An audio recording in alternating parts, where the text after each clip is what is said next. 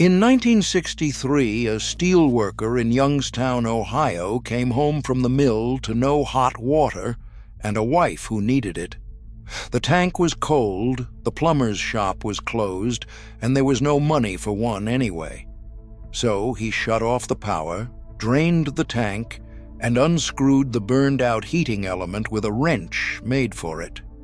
He screwed in a new one, a part that cost him $6, filled the tank, and had hot water by supper. That heater ran another 19 years. Today, a plumber charges up to $800 for that same 40-minute job. It is number 9 on this list.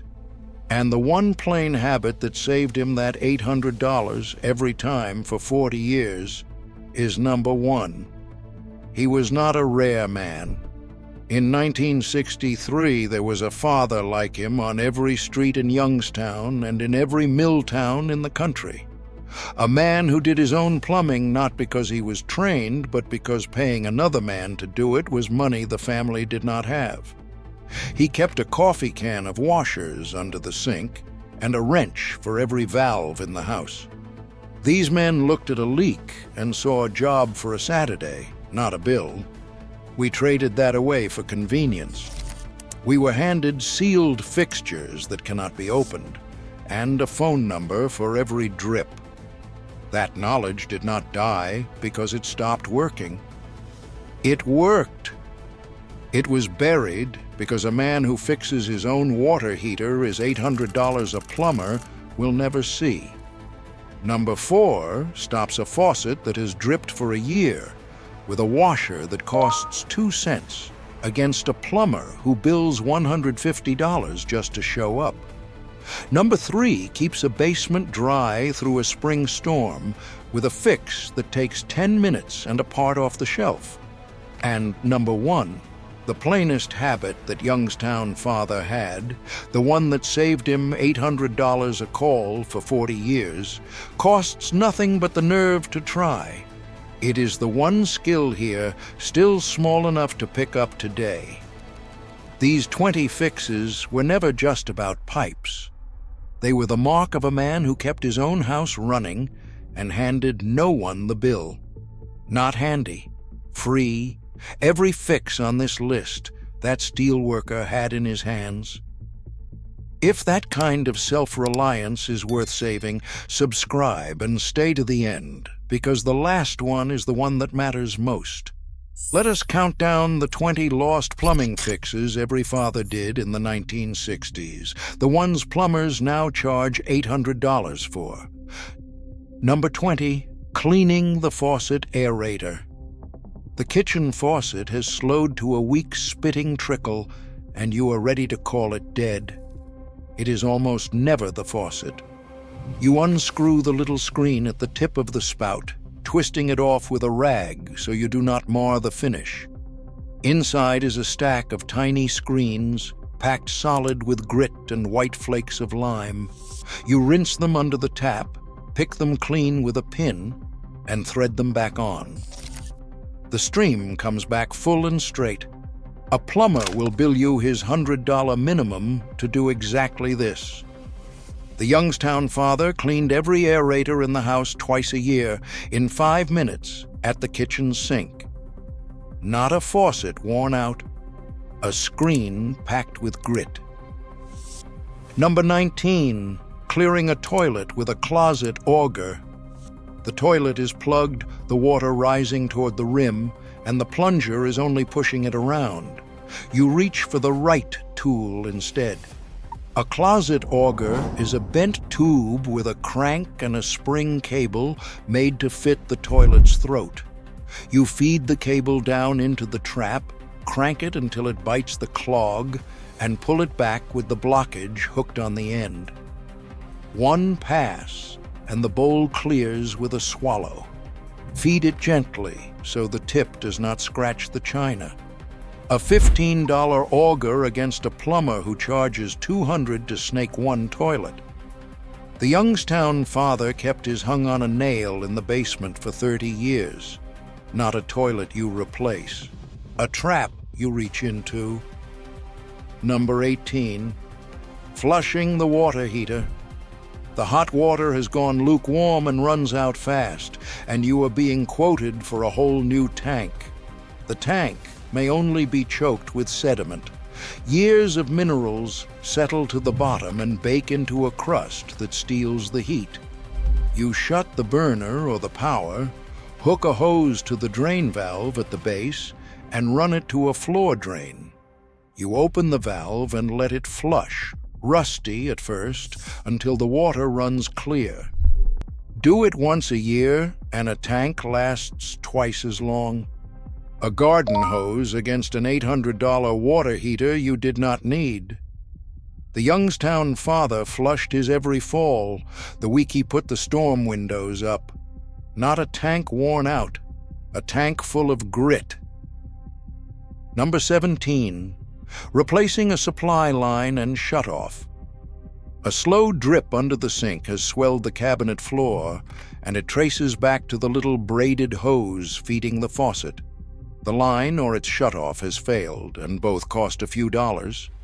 You close the main, you unthread the old braided line with a wrench, and the small stop valve if it weeps too. You thread on a new quarter-turn stop and a fresh line, hand-tight, and then a snug quarter-turn. You open the water and watch the joint stay dry. Do not crank it past snug, or you split the nut. $10 of parts against a plumber's call and his markup. The Youngstown father changed every supply line in the house the year the cabinets went spongy. Not a leak you chase, a line you replace. Number 16. Freeing a jammed garbage disposal. The disposal hums but will not turn. The sink is backing up, and you think the motor is burned out. It is almost always just jammed. You kill the power at the switch, for your hands' sake. Underneath the unit is a hex socket in the center. You fit an Allen wrench into it and work it back and forth until the flywheel frees and spins loose. You press the little red reset button on the bottom, restore the power, and it runs clean.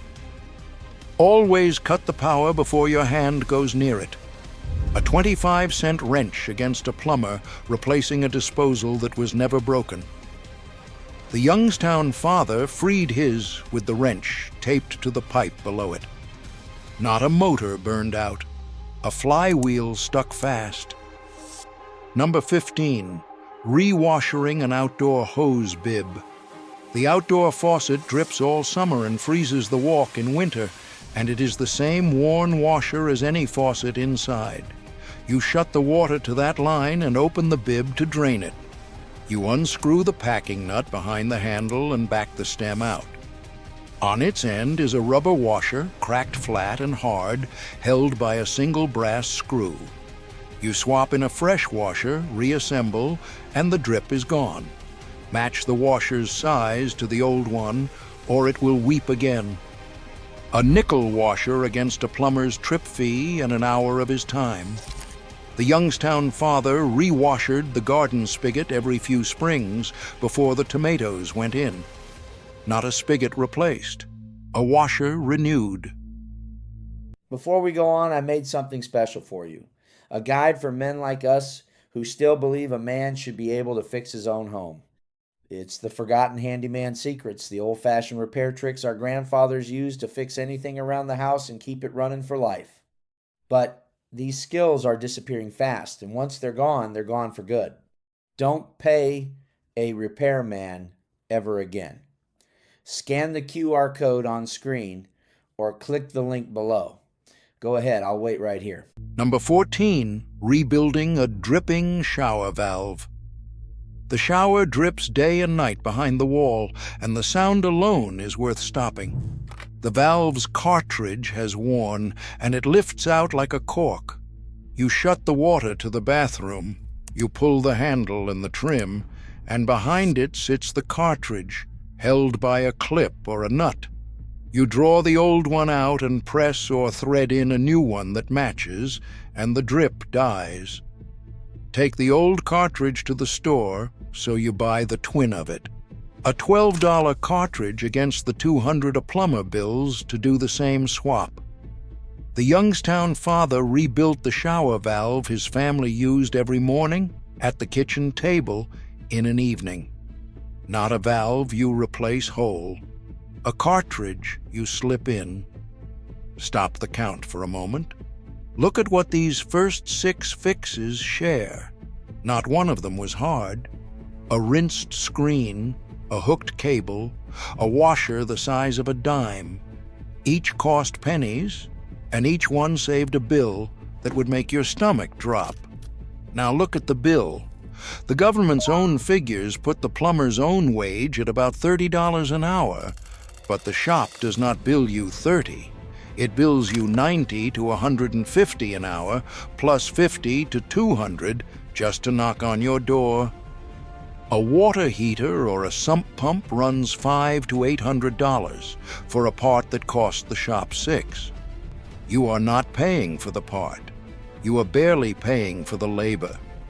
You are paying for the fact that no one ever taught you to lift the lid and look. The knowledge was never lost. It was priced back to you, one $800 invoice at a time. Number 13, repacking a leaking shutoff valve.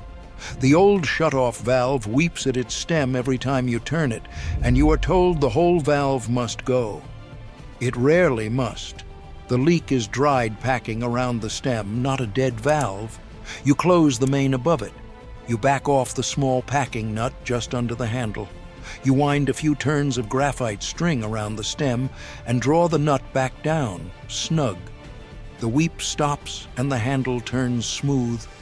3 wraps, no more, or the handle binds. 60 cents of string against a plumber cutting out a valve that only needed repacking. The Youngstown father repacked every valve in the house rather than replace one. Not a valve that died. Packing that dried out. Number 12, clearing a drain at the trap. The sink holds water and drains slow, and you are reaching for a jug of caustic cleaner or the phone. You need neither. Under the sink is the trap, the U-bend, and the clog is often right in it. You set a bucket below, back off the 2 slip nuts by hand, and drop the trap free. Inside is the plug of grease and hair. You clean it, rinse it, and thread the nuts back on, snug. If the line past it is blocked, you run a hand snake down until it bites and pulls free. No cost but your own arm against a $200 drain call. The Youngstown father cleared every drain in the house with a bucket and a snake off the basement wall. Not a drain beyond you, a clog you reach. Number 11, quieting water hammer. You shut a faucet fast and the pipes bang in the wall like a fist on iron, and every bang shakes a joint loose. The knock is water slamming to a stop with no cushion. The old cure costs nothing. You shut the main, open the highest and lowest taps in the house, and let every pipe drain. As the water leaves, air refills the little chambers behind the valves. You close the taps and turn the main back on, and the cushion is restored. The banging stops. 20 minutes and no parts against a plumber chasing a noise for an hour. The Youngstown father recharged the air chambers every time the pipes began to knock. Not a pipe come loose, a cushion gone flat. Number 10, thawing and lagging a frozen pipe. A hard freeze and the tap runs dry while a pipe behind the wall freezes solid. Left alone, the ice splits it and floods the house. You open the frozen tap all the way. You warm the pipe slowly from the open tap back toward the ice with a rag soaked in hot water. Never an open flame on a pipe. Start at the faucet end, never the middle, so the melting ice has somewhere to go. Once it flows, you wrap the bare pipe in foam so it never freezes there again. $1 of foam against a burst pipe, a flooded floor, and the emergency rate a plumber charges at midnight. The Youngstown father lagged every cold wall pipe in the house. The first winter one froze, Not a pipe you thaw, a pipe you keep from freezing. Number 9. Replacing the water heater element. This is the one from the top of our story. The water runs cold, and an electric heater has one cheap part that fails: the heating element, a metal loop that burns out like a bulb. You shut the power off at the breaker and test to be sure it is dead. You drain the tank, back out the old element with an element wrench, and thread in a new one with a fresh gasket. You refill the tank fully before you ever restore the power, or the dry element burns out at once. A $6 element versus the $800 a plumber charges to fix or replace the whole tank. The Youngstown father changed his in 40 minutes on a Sunday with his own 2 hands and had hot water by supper. Not a heater dead. An element burned through. Number 8. Replacing a thermocouple.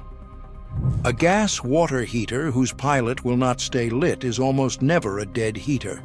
It is a worn thermocouple, the thin sensor that tells the gas valve the flame is burning. You shut the gas off at the valve. You unthread the old thermocouple and the pilot line, fit the new one in the same spot, and relight the pilot by the instructions printed on the tank. If you ever smell gas, you stop, you leave, and you call the gas company. No flame, no switches. A $10 part against the $800 for a heater that only needed a sensor. The Youngstown father kept his pilot burning for years on parts that cost less than lunch. Not a heater to replace. A sensor to renew. Number 7. Soldering a pinhole leak. A copper pipe springs a pinhole and sprays a fine mist into the basement, and you are quoted to repipe the run. You can close it with a torch and a coil of solder. You shut the water and drain the line, because solder will not take on a wet pipe. You sand the copper bright, brush on flux, heat the spot with a propane torch, and touch the solder to the joint, where it melts and wicks in and seals. Get the pipe dry and clean, or the solder beads up and fails. A few dollars of solder against a plumber's repipe. The Youngstown father sweated the leaks in his own lines, and they held for the life of the house. Not a pipe you replace. A hole you close with fire. Here is the part of his story we have skipped. The Youngstown father did not come home from the mill in 1963 already knowing how to sweat a joint or drain a tank. He learned it as a boy, at 9 years old, kneeling on a cold basement floor beside his own father, holding the flashlight steady on a weeping pipe. His father did not lecture. He handed the boy a wrench and said 4 words: "Try it yourself first." The boy stripped a nut and cross-threaded a fitting and wanted to hand it back. His father would not take it back and would not do it for him. He made the boy find the leak and close it with his own 2 hands. By the time that boy stood in his own basement, grown, there was nothing in that house he would call a man for. He fixed his family's pipes for 40 years and never paid a plumber once. And the first thing his father taught him, the plainest habit of all, the one that saved him a fortune, is still coming. It is number 1. Number 6, fixing a running toilet. The toilet hisses all night, refilling every few minutes, and that sound is water and money going down the drain. You lift the tank lid and watch. The rubber flapper at the bottom is not sealing, so water creeps past and the tank keeps topping up. You shut the supply, drain the tank, unhook the worn flapper, wipe its seat clean, and hook on a fresh one with a little slack in the chain. If the fill valve whines, you swap that too. A $2 flapper against a plumber's service call for a running toilet. The Youngstown father could name that hiss from the top of the stairs and fix it before bed. Not a toilet that failed. A flapper worn thin. Number 5, reseating a rocking toilet. The toilet rocks and a dark stain spreads on the floor around its base, and that is the wax seal beneath it, failed and leaking. Left alone, it rots the floor right out. You shut the supply, flush and sponge the tank and bowl dry. You lift the toilet off its 2 bolts and lay it on its side. You scrape the old wax off the horn and the floor flange, both clean, press on a fresh wax ring, and lower the bowl straight down onto the bolts, bearing your weight to seat it. Set it once and do not rock it, or the wax is ruined. A $4 ring against a plumber's reset and a rotted subfloor. The Youngstown father reset every toilet in the house himself, not a floor rotted out. A seal renewed. Number 4, the dripping faucet washer, the oldest fix on this list, and the one every father did. A faucet drips, steady, day and night, and the cure fits on the tip of your finger. You shut the water under the sink. You pull the handle, back off the packing nut, and lift the stem out. On the bottom sits the washer, cracked and flattened hard. You unscrew the little brass screw, set a fresh washer in its place, match it to the old one, and thread the stem back. The drip stops that minute. If it drips again, the brass seat below is rough, and a seat wrench swaps that too. A 2-cent washer against the $150 a plumber bills just to arrive. The Youngstown father cut his own washers from an old belt when the store was shut. Not a faucet you replace, a washer you turn. Number 3, fixing a sump pump. The forecast calls for storms, and the sump pump in the basement sits silent, and a dead pump means a flooded home. Most often the fix is the float. You unplug it and lift the pump from the pit. You free the float switch, the arm that rides the water up and trips the motor, of the gravel and gunk that jammed it. You test it by hand, pour a bucket in, and watch it kick on. That 10-minute check is the whole difference between a dry basement and a ruined one. If the pump itself is dead, a new one drops in on the same pipe with 2 fittings. A jammed float costs nothing to free against a basement full of water and everything in it. The Youngstown father checked his pump every spring before the rains, the way his own father had. Not a flood you mop, a pump you keep alive. Number 2, finding the leak by ear and hand.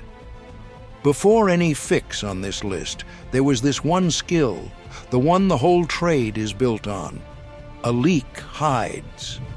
It shows up as a stain on a ceiling far from where it starts, because water runs along the wood before it drops. So the old hands did not guess. You put your ear to the pipe and listen for the hiss of a pressure leak. You run your hand along the run and feel for the cold, wet spot. You trace a ceiling stain up the slope, not straight above it. You find where it truly comes from before you ever cut or call. Follow the water back to its source, always. This skill costs nothing and saves everything. The Youngstown father could find a leak in the dark by feel, and half the job was done the moment he found it. Not a leak you chase blind, a leak you track to its start. Number 1, doing it yourself before you ever call, and it is the thing this whole list has been circling since the first minute. Before the element, before the solder, before any single fix on this wall, the Youngstown father did one plain thing. When something broke, he did not reach for the phone. He reached for a wrench. He took the lid off, or the panel, or the trap, and he looked, and he tried. Most of the time, the thing that had failed was small and cheap, and already in reach. Every fix on this list was really just that one habit, The decision to open it up yourself before you paid a man to open it for you. He did not learn it from a book. He learned it at 9, on a basement floor, from a father who put a wrench in his hand and said, "Try it yourself first. I'll only show you the once." Here is the part worth sitting with. Of everything on this list, this is the one thing no shop can sell you, seal shut, or bill you for. The looking is free. The trying is free. The wrench is already in your hands. The $800 is only ever the price of the phone call you did not have to make. The tools are still on the basement shelf, in a coffee can, waiting. That is where the broken chain gets mended, not in a plumber's van, but the next time something in your house drips or quits, and you decide before you pick up the phone to pick up the wrench instead. Not the hardest skill on this list, the plainest, and the only one still small enough to pick back up today. None of it needed a license. That was the point, and that was the quiet threat. A father who could pull an element and pack a valve waited on no one. He heard the pipe knock and drained the line. He saw the tank go cold and opened it up. He found the leak by hand and closed it before it spread. The parts he used cost pennies, and the man who sold the fixing hated him for it. That knowledge was not taken from us for our safety. It was priced out of our hands because a family that fixes its own is a family that stops paying. We did not lose the tools. They are still down there, in a coffee can on a basement shelf, waiting for hands that know them. What we lost was smaller than any tool and larger than all of them. We lost the basement floor and the father kneeling on it, and the 4 words that turned a boy who stripped his first nut into a man who never once called a plumber. Try it yourself first. I'll only show you the once.